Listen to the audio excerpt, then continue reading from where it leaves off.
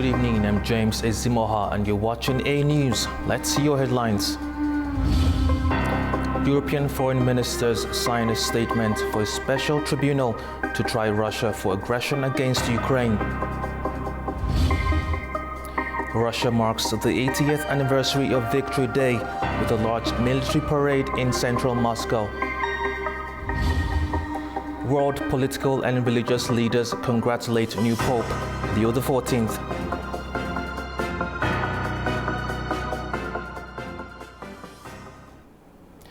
Almost 20 European foreign ministers have gathered in Lviv, Ukraine, where they signed a statement endorsing the creation of a special tribunal to prosecute Russia for aggression against Ukraine. The EU also pledged €1 billion from frozen Russian assets to support Ukraine's defense efforts. Almost 20 European foreign ministers arrived in city of western Ukraine, Lviv. During the visit, they took part in a memorial ceremony at a military cemetery where they paid tribute to Ukrainian soldiers killed in the war. The delegation was led by Ukrainian Prime Minister Denis Shmyhal and included EU Foreign Policy Chief Kaja Kallas and British Foreign Secretary David Lammy. It is European Day in Europe that we celebrate, and I think it's very symbolic that we are here. I think everybody who cares for freedom should see what we are seeing here today. And we are absolutely crystal clear that Mr. Putin should bring this war to an end, should accept the ceasefire that President Trump has urged him to accept, and should understand that if he does not do that, then of course he will meet the force of the international community with a severe package of sanctions. Following the ceremony, the ministers gathered for a meeting where they signed the Lviv Statement, a joint declaration endorsing the creation of a special tribunal to prosecute Russia for the crime of aggression against Ukraine. President Volodymyr Zelensky addressed the meeting in a video message, calling the tribunal a moral obligation and a necessary step to deter future acts of aggression. The proposed tribunal would be established under the framework of the Council of Europe. Legal groundwork for the court has already been completed, and it could begin operating as early as next year. While Russian officials currently have immunity while in office, the tribunal would allow prosecutors to prepare cases for when that immunity expires. In addition to that, the European Union pledged €1 billion to Ukraine from the proceeds of frozen Russian assets. According to Kaja Kallas, the funding will be directed to Ukrainian defence companies. The United Kingdom also announced new sanctions targeting Russia's so-called shadow fleet, used to transport oil in violation of international restrictions. European governments continue to support a proposed 30-day ceasefire, originally put forward by the United States. Russia marked the 80th anniversary of Victory Day with a large military parade in central Moscow as President Vladimir Putin and 29 foreign leaders watched from Red Square. Russia celebrates the 80th anniversary of the World War II victory over Nazi Germany with a military parade led by President Vladimir Putin and attended by Chinese President Xi Jinping. Moscow, particularly Red Square and surrounding areas, has been under a tight lockdown. The event honours the end of World War II and those who served, but preparations have taken place under heightened security following 3 days of Ukrainian drone strikes. The attacks disrupted Moscow airports, affecting around 60,000 travellers and causing delays or cancellations of about 350 flights. Ukraine and Russia have accused each other of violating a 3-day ceasefire. Representatives from nearly 30 countries have attended the event. China, Belarus, Cuba and several Central Asian nations sent high-level delegations, while leaders from Serbia and Slovakia were the only European representatives. Azerbaijan's President Ilham Aliyev and Laos's leader cancelled their trips to Russia for Victory Day at the last minute. Ukrainian President Volodymyr Zelensky criticised the Russian military parade on May 9th as a parade of cynicism, accusing Moscow of rewriting history and glorifying aggression. Meanwhile, North Korean leader Kim Jong-un marked Victory Day with a rare visit to the Russian embassy in Pyongyang, pledging stronger ties with Moscow. North Korean soldiers in uniform were spotted observing the parade. A Chinese military contingent also paraded in Red Square. The Kremlin emphasized that the attendance of leaders from Asia, Africa and Latin America shows Russia is not isolated. Today marks 80 years since the defeat of fascism in World War II, a conflict that reshaped nations and left a lasting impact on global history. In this special report, we explore Azerbaijan's critical role in that war, from the oil fields to the battlefield, and how its contributions became a part of a larger struggle for freedom and survival. One of the bloodiest chapters in human history.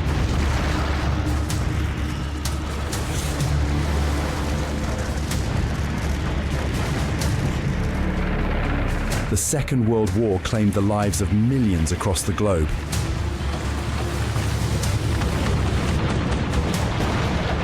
It was not merely a military confrontation, but a struggle for the very survival of humanity.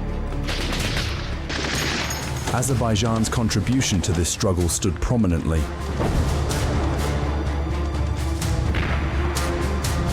More than 640,000 Azerbaijanis were mobilized to the front lines in the war against Nazi Germany. Of these, 300,000 never returned. They fell in battle. Yet what they left behind was courage, determination, and a profound love for their homeland. Azerbaijan's national divisions, the 77th, 223rd, 336th, 402nd and 416th Rifle Divisions, carved a path from the Caucasus to Berlin, writing their place into history. In April 1945, the 416th Division was among the first units to enter Berlin.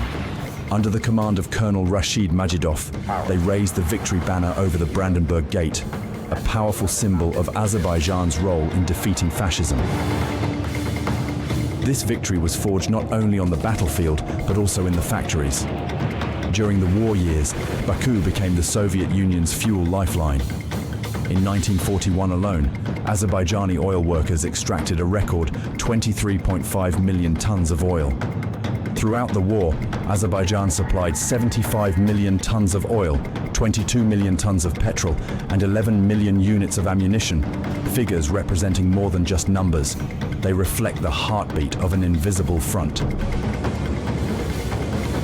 4 out of every 5 Soviet tanks, planes, and vehicles ran on fuel from Baku. Nazi Germany's push into the Caucasus, known as Operation Edelweiss, aimed squarely at capturing this strategic resource, the black gold of Azerbaijan. But Baku resisted. Azerbaijan resisted. Their steadfast determination ultimately overturned the invaders' plans. Baku fought not only with oil, but with iron, steel, and unyielding will. 63 new industrial plants were launched, over 300 inventions implemented, and 130 types of weapons and military equipment produced. Factories switched to 12-hour shifts. Women and children worked tirelessly on production lines. While battles raged at the front, victory was being forged in the heart of Baku. Azerbaijani soldiers fought not only within Soviet borders, but also contributed to the liberation of countries such as Poland, France, Yugoslavia, and Italy. Among them, Mehdi Husseinzadeh, known by his codename Mikhailo, became legendary in Yugoslavia and Italy for his bravery, sabotaging enemy operations, neutralizing more than 1,000 enemy officers, and becoming a hero of the resistance. In France, Ahmadiyya Jabrailov became celebrated as a hero after joining the French resistance. Known affectionately as Karko, Jabrailov participated in daring operations, risking his life repeatedly to rescue approximately 500 children from Nazi captivity, ensuring their safe return home.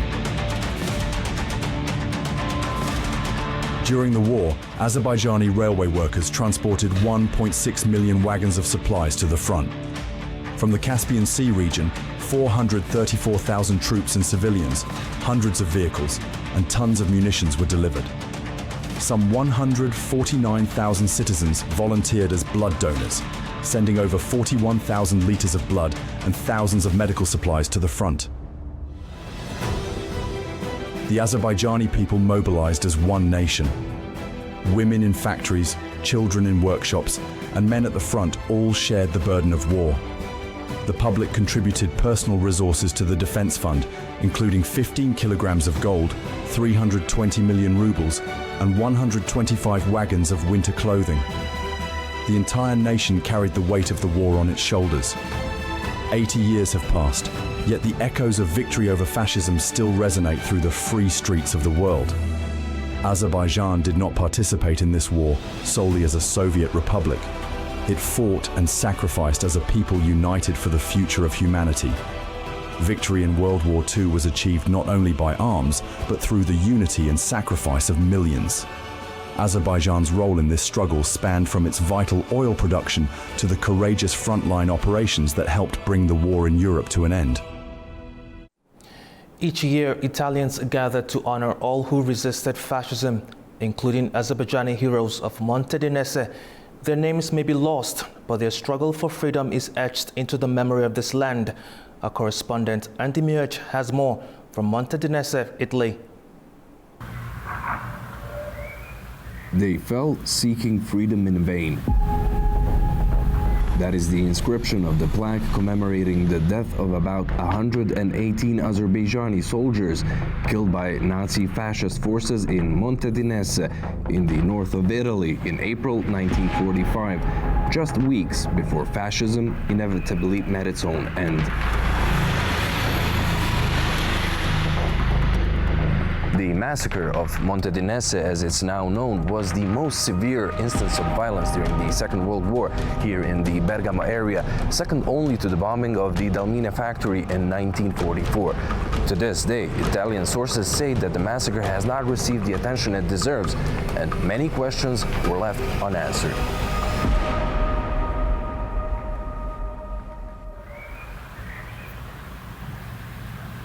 Researcher and author Andrea Pioselli made it his mission to set the record straight. Gathering testimonies and sifting through archives, he put out a book on the events of April 1945. So,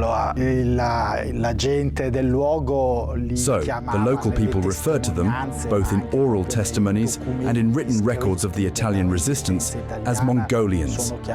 This was because some of them, though not all, likely came from Central Asia, from the Soviet republics located there. So, they were called Mongols, or people believed to have come from Mongolia. The locals did not know exactly where these men came from. It's possible this was simply a general assumption, but we cannot say for certain why the term Mongols was used.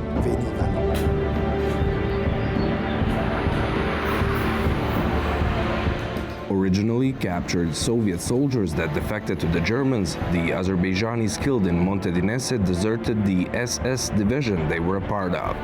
In 1945, several thousand of their countrymen were part of the East Turkic SS division that was sent to Bergamo to fight the partisans.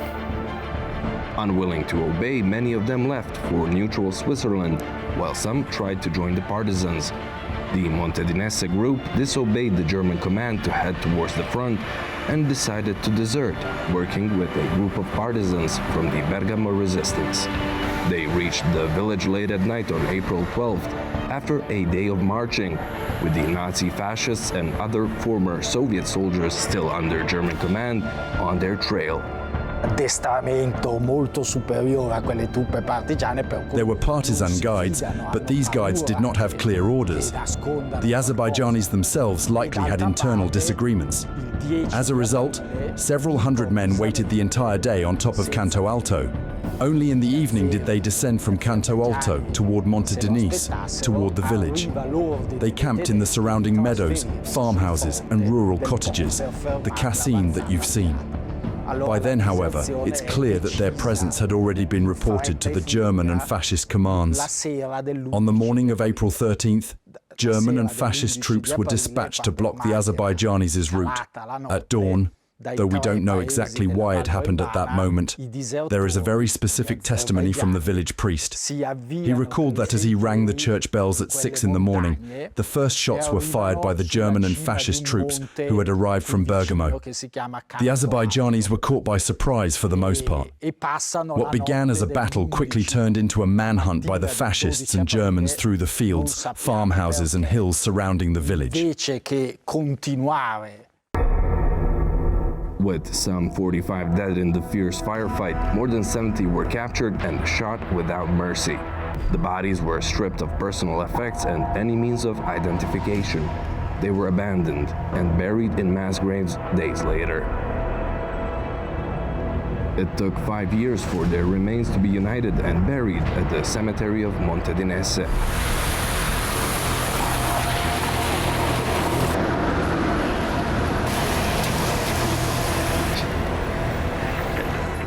The Bergamo province, as most of Italy, is adorned with monuments reminding everyone of the dark times and victims, but also the fight and courage that brought about the fall of fascism.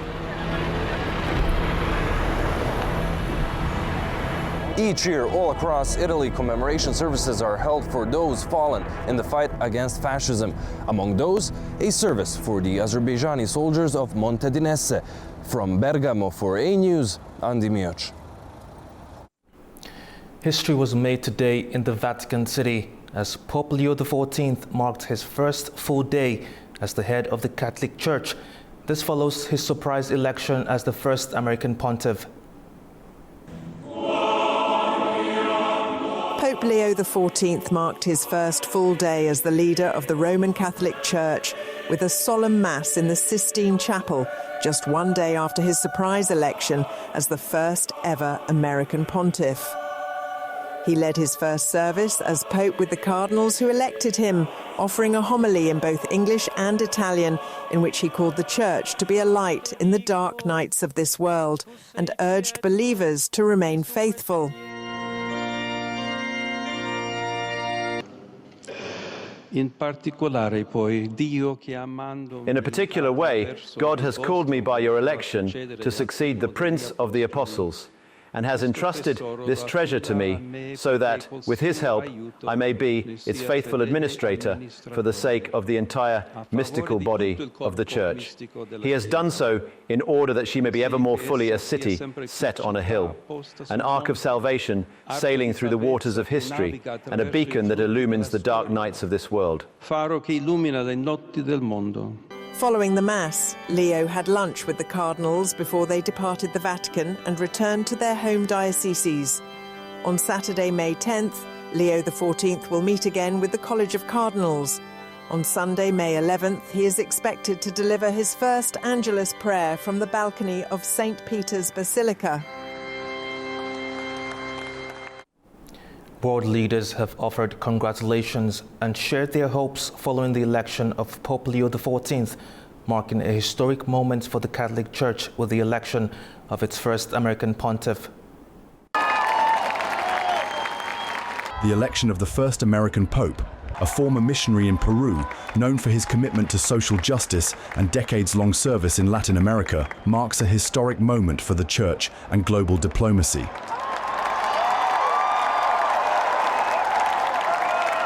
In the United States, where Pope Leo XIV was born in Illinois, reactions were swift and emotionally resonant. US President Donald Trump has congratulated Pope Leo XIV, who became the first American to lead the Catholic Church. President Trump welcomed the news, calling it a proud moment for the country and saying he looks forward to meeting the new Pope. Vice President J.D. Vance posted, "Congratulations to Leo XIV, the first American Pope, on his election." Vance, however, has faced past criticism from the Pope for his policy views. European Parliament President Roberta Metsola called the Pope a beacon of hope, while EU Commission President Ursula von der Leyen emphasized wisdom and dialogue. On behalf of the European Union, Foreign Policy Chief Kaja Kallas highlighted the Pope's unique role in global diplomacy and emphasized the bloc's interest in deepening ties with the Holy See. Meanwhile, Polish Prime Minister Donald Tusk shared a message steeped in symbolism. Habemus Papam, evil will not prevail. Italian Prime Minister Giorgia Meloni praised Leo XIV's inaugural message as a powerful call to peace, brotherhood and responsibility. French President Emmanuel Macron called this a historic moment for the Catholic Church, sending a fraternal message on behalf of France. Hungary's Viktor Orban simply declared a new hope. God bless Pope Leo XIV. Ukraine's President Volodymyr Zelensky welcomed continued Vatican support for justice and peace. Spain's Prime Minister Pedro Sanchez congratulated the Catholic Church, expressing hope that the new pontificate would strengthen dialogue and human rights. Mexican President Claudia Sheinbaum reaffirmed a shared commitment to world peace and prosperity, while Brazilian President Luiz Inácio Lula da Silva called on Pope Leo to continue the legacy of Pope Francis, especially in promoting peace, social justice and environmental protection. Egyptian President Abdel Fattah al-Sisi expressed hope that Leo XIV would uphold values of peace, tolerance and mutual respect. From Lebanon, Prime Minister Nawaf Salam offered congratulations to Catholics in Lebanon and around the world. Pope Leo XIV, an Augustinian friar by background, brings a strong pastoral and academic legacy to the papacy. In his first remarks, he called for peace over conflict, unity over division, and compassion over fear. 69-year-old Robert Francis Prevost made history at the Vatican when he was elected the 267th Pope, taking the name Leo XIV. He becomes the first American to lead the Catholic Church. In this special report, we look at the man behind the new papacy and the path that led him to St. Peter's Basilica. Even before his name echoed from the balcony of St. Peter's Basilica, the crowds below were already chanting, "Long live the Pope." At 69 years old, Robert Francis Prevost becomes the 267th Pope in the history of the Catholic Church. He will be known as Leo XIV, the first American ever to hold the title. Fratelli e sorelle di Roma, d'Italia.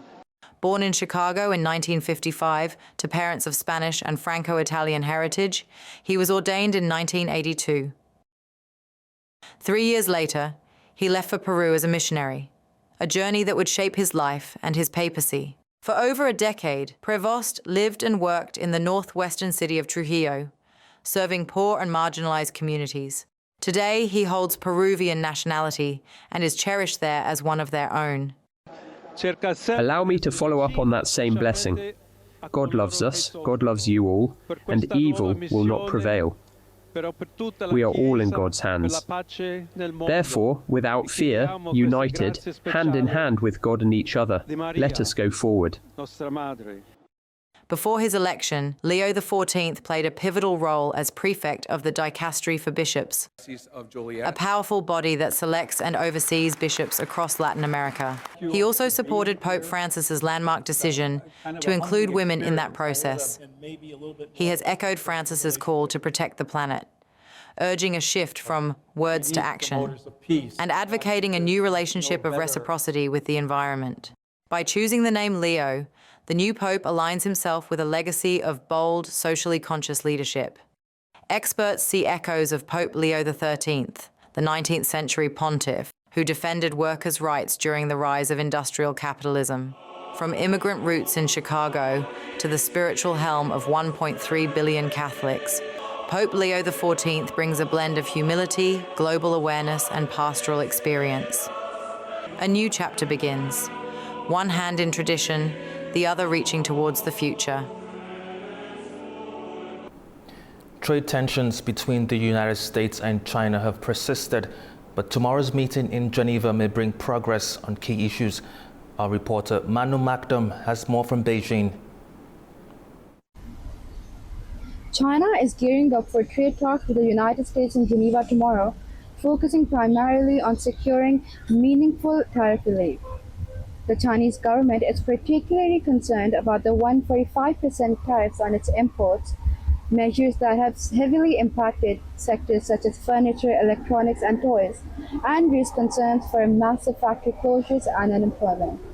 The Chinese delegation will be led by Vice Premier Li Fang, a senior official who is also closely aligned with President Xi Jinping. Beijing is approaching the negotiations with cautious optimism, especially after US President Donald Trump announced that he may reduce tariffs to as low as 50%, a potential move that Beijing views as a window for de-escalation. In addition to tariff reduction, China is also expected to raise broader concerns, including agricultural imports, energy cooperation, and joint action on fentanyl control. Officials in Beijing have stressed that all negotiations must be grounded in mutual respect and equality, and view the Geneva talks as a crucial opportunity to stabilize the bilateral trade relations. Manu Maktoum, A News, Beijing, China. Tensions between India and Pakistan have escalated following a destructive aerial clash late Wednesday. Reports from both sides reveal conflicting accounts of the incident, with claims of multiple aircraft losses and rising political tensions. Here's what we know so far. Tensions between India and Pakistan have escalated following a series of aerial clashes on the night of the 7th of May, 2025. According to Pakistani Prime Minister Shehbaz Sharif, approximately 80 airborne assets were involved in the operation, known as Operation Sindoor, with some successfully intercepted by Pakistan's air defences. The Pakistan Armed Forces reported the destruction of 5 Indian military aircraft, including 3 Dassault Rafale jets, 1 Sukhoi Su-30 MKI, and 1 MiG-29K. Additionally, 2 reconnaissance drones, including an Israeli-made IAI Heron, were also downed. French media sources have separately confirmed the loss of at least 1 Rafale, with debris reportedly found near Bathinda in Punjab, India. Fragments of a Mica air-to-air missile manufactured in France were also discovered in the same area, raising questions about the extent of the aerial engagement. Despite this, Indian authorities have officially acknowledged the loss of 3 aircraft, stating that their pilots successfully ejected and returned safely, minimizing the perceived impact. The incident has sparked widespread discussion online, with military analysts pointing to the potential vulnerabilities exposed during recent joint exercises involving Rafale jets. Notably, the Anatolian Eagle exercises in Turkey, held in June 2021, involved Qatari Rafales and Pakistani JF-17 Block 3 fighters, providing critical insights into the performance and tactical limitations of these aircraft. Such drills are designed to simulate realistic combat scenarios, allowing pilots to familiarize themselves with adversary tactics and capabilities. Analysts suggest that these exercises may have given the Pakistan Air Force valuable insights into the Rafale's combat performance, potentially influencing the outcome of the recent clashes. The situation remains tense, with both sides exchanging conflicting narratives, highlighting the ongoing military and political rivalry in the region. New Caledonia's future remains uncertain after 3 days of intense talks ended without a breakthrough. French Overseas Minister Manuel Valls met with both pro-independence and pro-France leaders in Boal to address the political deadlock that has lingered since 2021 referendum. With provincial elections approaching, the path to a lasting resolution remains unclear. Efforts to resolve New Caledonia's long-standing political deadlock have reached another impasse, with 3 days of intensive talks in the French Pacific territory ending without an agreement. The discussions, held in a secluded resort in Bourret, roughly 200 kilometers from the capital Nouméa, were mediated by French Overseas Minister Manuel Valls and aimed at defining the territory's political future.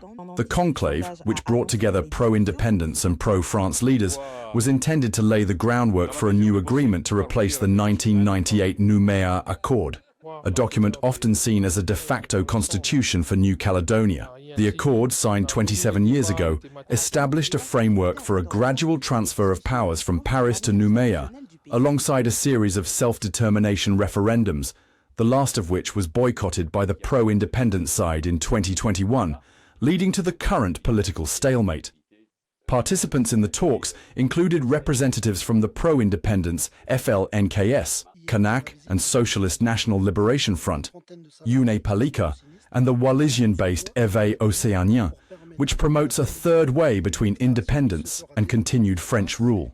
On the pro-France side were Les Loyalistes, Le Rassemblement, and Calédonie Ensemble, all firmly opposed to any move towards independence.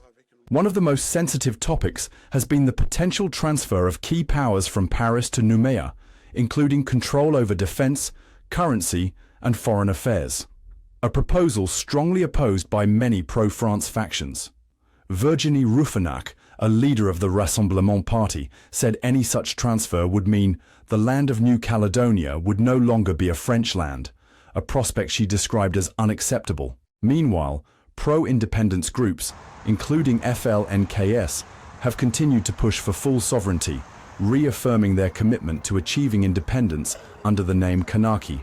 They argue that the time has come for New Caledonia to complete its decolonization process, a stance that has been a consistent demand since the signing of the Nouméa Accord.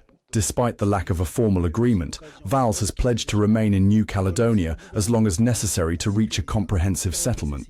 He has described the situation as walking on a tightrope above embers, and warned that without a consensus, the territory risks further instability. The failure to reach a breakthrough also comes as New Caledonia prepares for high-stakes provincial elections, which must be held by 30 November 2025, following a ruling by France's Council of State. These elections are expected to play a critical role in shaping the territory's future, as they will determine the makeup of the next local government. While talks have been described as tense but respectful, the path to a final agreement remains unclear. Valls has called on all sides to continue engaging in dialogue, emphasizing the need for peace, stability, and a shared vision for New Caledonia's diverse communities. Algeria is marking the anniversary of a tragic chapter in its history, the mass killings of civilians by French forces on 8 May 1945. Known as the Day of Remembrance, this date commemorates the violent crackdown on pro-independence demonstrations, which left thousands dead and marked a turning point in Algeria's struggle for freedom. Algeria is commemorating the anniversary of the mass killings of civilians by French forces on 8 May. The day, officially designated as the Day of Remembrance by a 2020 presidential decree signed by President Abdelmadjid Tebboune, marks a painful chapter in the country's history. The killings, described as crimes against humanity by Algerian officials, reflect the violent response to the pro-independence demonstrations that took place in the aftermath of the Second World War. The roots of this tragic event trace back to 1945, when thousands of Algerians took to the streets of the town of Sétif, as well as nearby towns like Guelma and Karata, to demand independence following the Allied victory over fascism. Initially permitted by French colonial authorities under the condition that only French flags be displayed, the demonstrations quickly escalated when some participants raised Algerian flags, a symbol of the independence movement. This act prompted a harsh crackdown by French security forces, resulting in mass arrests and a violent confrontation. Reports from the time indicate that French troops, supported by armed militia units, responded with force, detaining tens of thousands, carrying out executions without trial, and bombing villages with aircraft and naval fire. According to Algerian sources, entire families were reportedly burned alive, and many villages were destroyed in the ensuing chaos. Estimates of the death toll vary widely. Some accounts suggest that the initial crackdown resulted in around 1,200 deaths, while other estimates range from 15,000 to 20,000.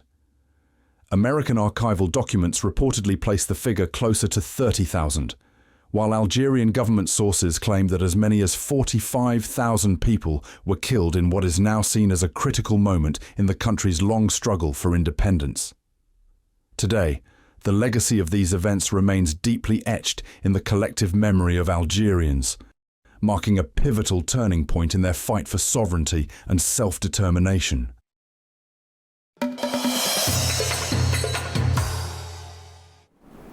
Armenia and Azerbaijan are now engaged in direct negotiations over a peace deal, with Russia's role as a mediator considered complete. That's according to Armenian Security Council Secretary Armen Grigoryan via Armenian media. He was quoted saying, "Russia has already played its role as a mediator. We now consider direct talks with Azerbaijan to be more productive." Grigoryan also added that there are no updates yet regarding the signing of the peace agreement. On 13 March, Armenia's foreign ministry announced that Yerevan and Baku had agreed on the text of the peace agreement, effectively concluding the negotiation process. Armenian officials said they are now waiting for Baku to propose a date and venue for the signing. However, Baku has since insisted that for peace to reign or for the peace agreement to be finalized, Armenia must first dissolve the OSCE Minsk group and remove references to the Declaration of Independence from its constitution, which includes territorial claims against Azerbaijan. Armenian Prime Minister Nikol Pashinyan has expressed strong optimism about the prospects for lasting peace between Armenia and Azerbaijan. He stated that there would be no war between the two countries, emphasizing that the region is moving forward towards peace. He said the draft peace agreement aimed at normalizing relations has been finalized and is ready to be signed. He noted that the region deserves to live in peace and prosperity and reaffirmed Armenia's commitment to that goal. Despite acknowledging ongoing internal and external provocations, he affirmed Armenia's continued dedication to building peaceful relations with Azerbaijan. As of 13th March this year, Armenia and Azerbaijan finalized negotiations on the text of a draft peace agreement. Yet, key differences on the path to the actual signatures remain unresolved. Joining us live from Yerevan, Armenia, Nerek Minasyan, Associate Expert at Research Center on Security Policy. Thank you for joining us. Thank you. Prime Minister Pashinyan has recently declared that there will be no war but peace with Azerbaijan. He delivered this message despite what he termed internal and external provocations. How should this statement be interpreted? In my opinion, this is yet another expression of Armenia's political will to establish peace in the region. By the way, it would be quite positive if similar high-level statements were also made from Baku. That could be a real process of preparing people in the region for the peace. As you already mentioned, the peace agreement, the text of the peace agreement had been agreed upon, and Armenian side expressed its readiness to start some discussions on the date and the place of its signing. At the same time, Yerevan has made several constructive proposals, by the way, aimed at building mutual trust between the sides. For example, mirror withdrawal of the troops from the borderline, establishment of the joint mechanism for the investigations of border incidents, or creation of arms control mechanism, or restoration of rail freight transportation, and so on. Unfortunately, no proper reaction was received by Baku. However, the peace process, it's a two-way street, and unilateral efforts cannot be sufficient. And here we are expecting also more political will from Baku.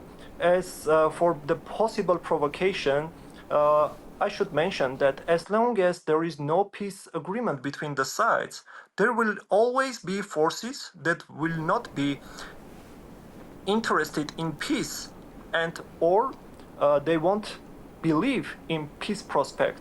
And on this path, it's very important also to pay more attention on the rhetoric, to prevent some irredentist rhetoric in the region, to investigate all the shootings that are targeting Armenian bordering villages, because all these actions, they are harming the peace process.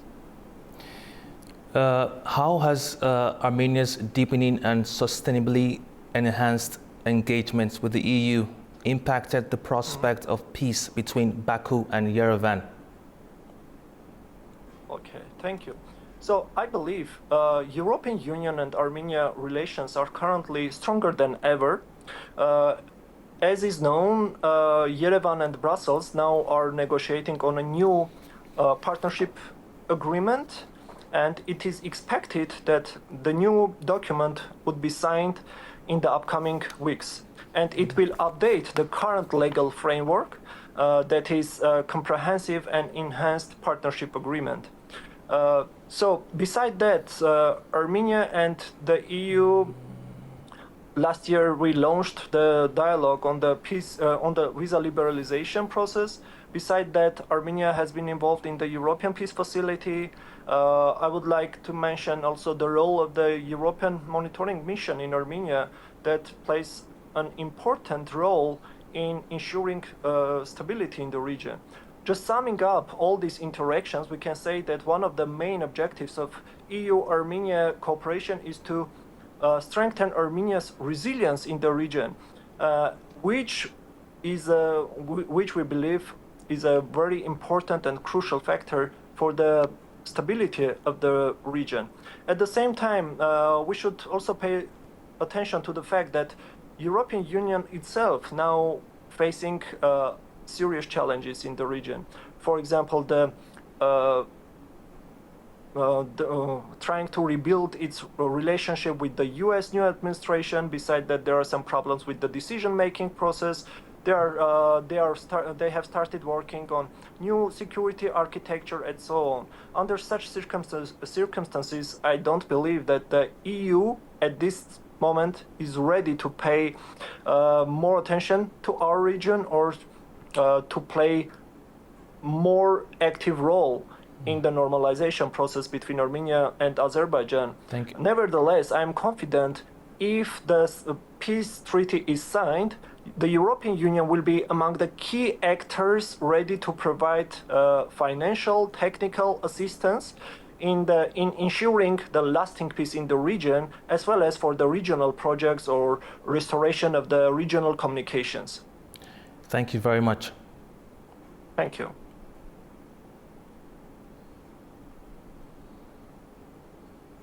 Still on peace talks between Armenia and Azerbaijan, joining us live from Baku is Murad Muradov, co-founder and deputy director, Top Chubasov Center. Thank you for joining us. Good evening. Thank you for the invitation. Prime Minister Pashinyan has recently declared that there will be no war but peace with Azerbaijan. How has this message been received in Baku?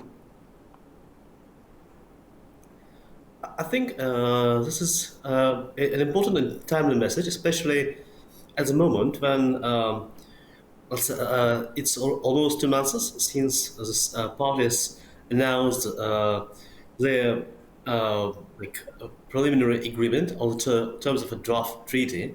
But since then, no major breakthrough has been made, which made some commentators suggest that maybe the process is stalled.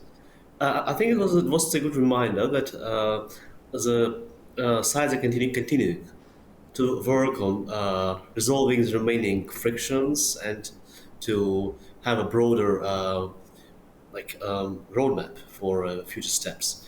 So I think also the context is important since now we see significant increase in global instability. We see rising tensions in different parts of the world, the Middle East, India, Pakistan. And I think for us, Azerbaijan right now is very important to get some proof that Armenia is only going to be engaged in the certain big power games in the region. And this is what also President Aliyev is always emphasizing, that this treaty should not be a matter of concern for third parties, which do not have genuine interests in the peace and stability in the South Caucasus. Now, how has the EU's role regarded, how has the EU's role in this whole process been regarded in Baku? Is the EU a force for good when it comes to the ongoing negotiations between these two nations? I think the latest visit of Kai Kallas to Baku, the statements which have been made in the general tone of the talks, is bringing some positive expectations after, let's say, more than a year of, let's say, of the EU, when the EU has been sidelined, mostly due to its own mistakes, as we remember in the aftermath of the September 2023 operation, and some sharp statements against Azerbaijan made by some high-level European officials. Baku grew considerably colder towards European initiatives, and since then the process essentially entered the bilateral stage. Also, like setting the breach to the Armageddon statement, which you have been citing, that now the process is going on a bilateral track, and like he mentioned Russia, but also for Azerbaijan, also EU's direct mediation is not relevant right now. So I think the visit of Kallas and her very, let's say, respectful and constructive tone made that I think the Brussels has accepted its new roles in the region. So Brussels is now willing to engage in more pragmatic terms, given its growing interest in Central Asia. It's also interest in the regional stability in the Middle East, which Azerbaijan is very actively contributing to. You can mention Syria, for example, just and she was even criticized in Europe for visiting Baku without going to Yerevan, and which were perceived by some like pro-Armenian circles as a sign of a bias, which I think it was just a recognition of the fact that the EU now needs to talk to Baku if it wants to have its interest in the region met. And yeah, I hope that this latest trend will not be reversed again by some like some forces in Europe, which of course still present, which still trying to inflame tensions and to revive old narratives, which is not valid anymore. And I hope also that the Armenian government right now understands it, and that's it is very harmful to try to appeal to them, and instead the best way is to continue on this bilateral track. And of course, if Brussels is willing to accept this track and to become a partner in the post-conflict conditions, it will be more than welcomed in Baku. Thank you very much. Thank you.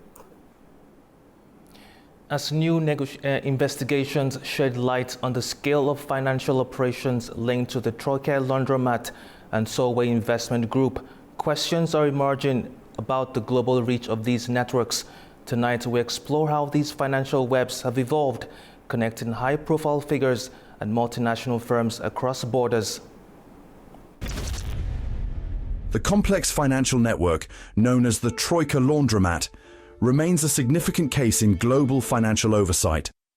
Initially exposed as a sophisticated web of offshore companies, it facilitated the movement of billions of dollars out of Russia between 2006 and 2011. Funds reportedly channeled through this network were used for purchasing luxury assets, including real estate in Spain, the UK, and Montenegro, private education, medical treatments, aircraft, yachts, and art. The scheme was linked to Troika Dialogue, an investment firm owned by Ruben Vardanyan, who now faces multiple criminal charges in Azerbaijan, including torture, mercenary activities, and financing terrorism. However, new investigations suggest that Vardanyan's business operations may have extended far beyond this network. In November 2022, the U.S. Department of the Treasury's Office of Foreign Assets Control, OFAC, identified Solway Investment Group, a Swiss-based mining and metallurgy conglomerate, as having connections to Russian interests. OFAC's findings, released under the Global Magnitsky Act, highlighted a range of alleged violations, from environmental crimes and corruption in Guatemala to facilitating Russian geopolitical influence after the invasion of Ukraine. Sanctions targeted 2 company officials and 7 subsidiaries operating in Guatemala, signaling increased scrutiny of Solvay's global operations. Just months later, in March 2023, a group of 65 journalists from 20 international media organizations published the Mining Secrets investigation, which revealed extensive financial operations involving Solvay. The report indicated that affiliated companies moved nearly $2 billion through accounts flagged for suspicious transactions, echoing some of the mechanisms seen in the earlier Troika laundromat case. According to Distributed Denial of Secrets, journalists accessed over 4 terabytes of internal documents, emails, and corporate files, shedding light on the scale of these financial activities. Further links to Russia emerged when in June 2022, Armenian firm Far East Gold acquired Solvay's Russian assets. The company, established just a month before the deal, showed no signs of real business activity, lacking offices, staff, or financial disclosures. This has raised questions about the transaction's legitimacy, suggesting it may have served as a proxy structure to shield Solvay from Western sanctions. Adding to the intrigue, Armenian imports of Russian gold surged dramatically during this period, with reports indicating that 89 tons of Russian gold, valued at over $5 billion, entered Armenia between 2022 and 2024. This represents a more than 20-fold increase over typical volumes, further intensifying scrutiny of the economic ties between the 2 countries. Moreover, in 2024, both Solvay and David Vardanyan, Ruben Vardanyan's son, reportedly hired the same Washington-based lobbying firm, Perseus Strategies, raising further questions about coordinated efforts to manage international perceptions and potential legal challenges. These developments suggest that the strategies seen in the Troika laundromat case may have evolved, adapting to new geopolitical and regulatory pressures, with key players finding alternative ways to protect their interests and assets. At the Copenhagen Climate Ministerial, COP29 President Mukhtar Babayev highlighted Azerbaijan's growing leadership in clean energy. He said the country aims to reach 30% renewables by 2030, with big projects like offshore wind in the Caspian Sea, green zones in eastern Zangezur and Karabakh, and energy corridors to Europe. He also noted growing cooperation with Kazakhstan and Uzbekistan on regional green energy. You know, the Azerbaijan now the leader in in renewable energy projects in the region. And under the leadership of the president of Azerbaijan, Mr. Ilham Aliyev, this program successfully implemented. And, you know, we have the government targeted in 2030 to have more than 30% of renewables in our energy balance. And this program is very efficiently performed by the necessity entities. We invited a lot of foreign investors to work together with Azerbaijan with this program. And the government of Azerbaijan, the president of Azerbaijan, already declared the special zones or green zones in Azerbaijan. You know, like Ichivan, the green zone, Eastern Zangezur and Karabakh zone. Another one, green zone. That's I think it is very good chance to demonstrate how the country with a very long and rich oil and gas history turned the economy, turned the priorities from the energy, from the traditional energy to renewable, to green energy. And I think it is so important for all of us, for our team, for the governmental entities, for the private sector, for society to mobilize to perform these plans. And you know, it is not only Azerbaijan is started another one very big and ambitious plan to deliver offshore wind to EU consumers. Maybe you're familiar with this information. And the potential of Caspian Sea offshore wind, the Azerbaijani sector is around 157 gigawatts. Huge possible volumes of the green electricity. And now we have the chance to perform another one green energy corridor program, to perform this program, to deliver offshore wind by cables through Georgia, under the Black Sea to Romania and to Hungary. And another one big opportunity for us to invite more producers of the alternative energy, of green energy. And at COP29, Azerbaijan, Kazakhstan, Uzbekistan, these three countries demonstrate how it's possible to deliver also to international green energy market the alternative energy produced in Kazakhstan and Uzbekistan. They joined this energy corridor to European consumers.